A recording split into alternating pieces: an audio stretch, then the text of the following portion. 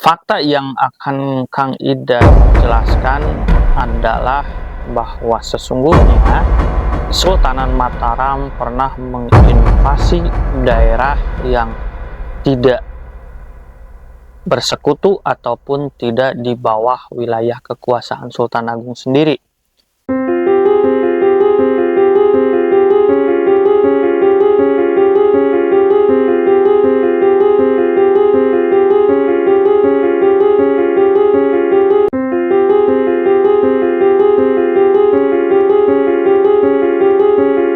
Bismillahirrahmanirrahim. Assalamualaikum warahmatullahi wabarakatuh, teman-teman. Kembali lagi sama Kang Idad di Kang Idad 93 channel yang membahas tentang sejarah, misteri, dan juga hal-hal yang dianggap aneh di kehidupan kita ya, dalam tanda kutip.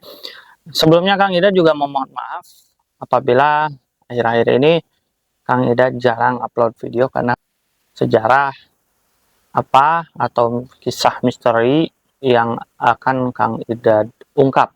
Oke, kali ini Kang Idad akan membahas satu fakta sejarah yang teman-teman mungkin tidak banyak yang tahu perihal tentang Kesultanan Mataram Islam yang pusat ataupun pemerintahannya ada di daerah Jawa Tengah dan berkembang sampai pada Kesultanan Yogyakarta. Jadi terpecah, ada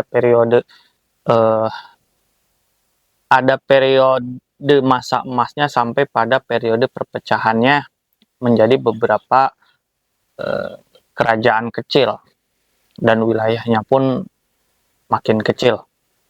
Nah, satu fakta pada masa pemerintahan Sultan Agung, masa keemasan dari Kesultanan Mataram, ya, terus juga kan kisahnya penyerbuan tentang ke Batavia 1 kali sampai kedua kali, terus ada penghukuman hukuman berat, hukum mati bagi para pengkhianat pada waktu itu.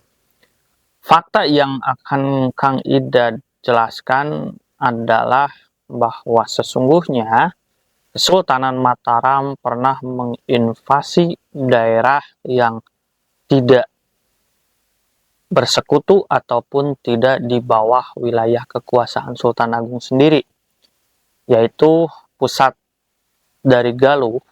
Waktu itu sebenarnya Galuh sendiri sudah masuk agama Islam. Kalau alasannya waktu itu Sultan Agung misalkan ingin menyebarkan agama Islam, tapi sesungguhnya wilayah bekas kerajaan Galuh yang sekarang menjadi Kabupaten Ciamis sudah ada dai-dai penyebar agama Islam, sama dari Kesultanan Cirebon sendiri.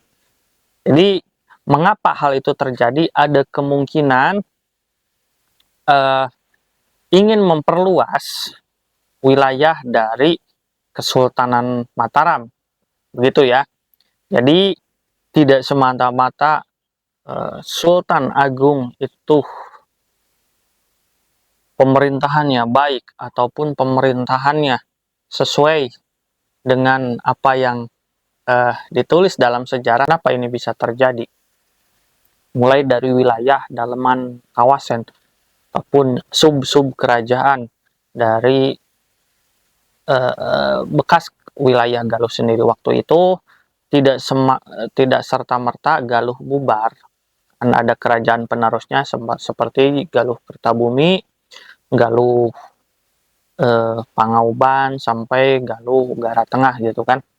Nah, dan Kawasen masuk wilayah Galuh Kawasen karena memang waktu itu kan dibentuk ataupun dibuka wilayahnya itu oleh Sang Hyang Cipta Permana Balaniksa Adipati Kawasen yang makamnya itu ada makamnya itu ada di Bojong Mengger, wilayah dari Kecamatan Cijenjing.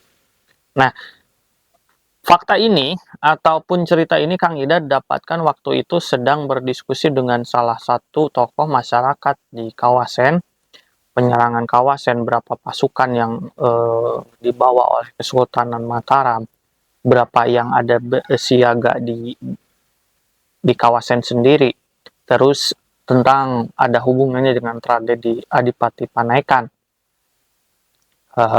Adipati Galuh.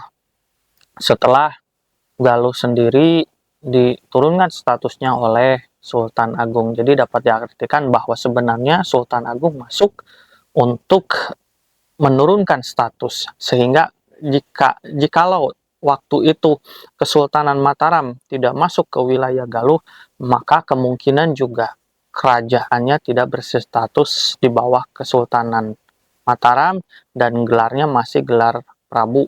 Seperti halnya Sumedang, itu gelarnya masih gelar raja, bukan kesultanan ataupun bukan keadipatian. Jadi berdiri sendiri. Nah, itu ya teman-teman fakta sejarah yang tidak banyak terungkap di balik kegemilangan Kesultanan Mataram dalam menyebarkan agama Islam setelah periode Kesultanan Demak. Namun juga di sini ada sedikit mungkin keinginan memperluas ataupun ambisi pribadi dari Sultan Agung sendiri. Juga terbentuknya Kesultanan Mataram untuk melegitimasi bahwa akan berdiri kesultanan tersebut kan karena terah-terahnya itu tidak ada garis keturunan. Mohon maaf ya, sesuai dengan video yang Kang Ida pernah tonton bersama dengan Profesor Margono, ahli sejarah di Humor Sufi. Waktu itu Kang Ida lihat videonya bahwa mengatakan bahwa ada harus dibuat satu cerita ataupun pasemon ataupun cerita-cerita yang menunjukkan bahwa terah dari Mataram itu pelanjut dari Kesultanan Demak. Pemerintahan waktu itu, kerajaan waktu itu, untuk menyembunyikan kesalahannya ataupun tidak bahwa itu satu kesalahan fatal, maka dibuatlah cerita di dalam babatnya itu dengan simbol.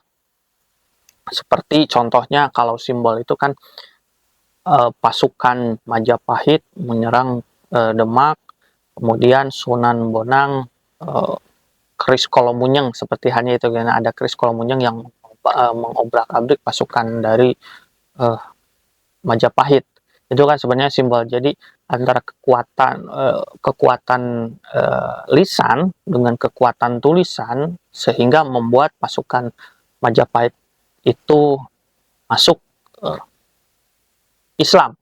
Seperti itu ya teman-teman. Jadi menyembunyikan agar nama baik ataupun harga diri kerajaan Majapahitnya masih tetap ada. Pun sebenarnya itu bukan penyerangan secara hal fisik, tapi perdebatan antara Demak dan Majapahit.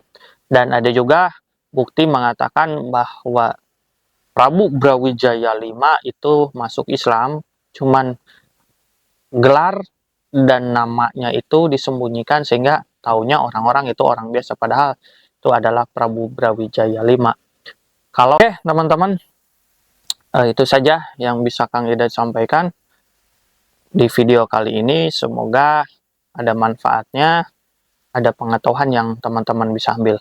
Wassalamualaikum warahmatullahi wabarakatuh.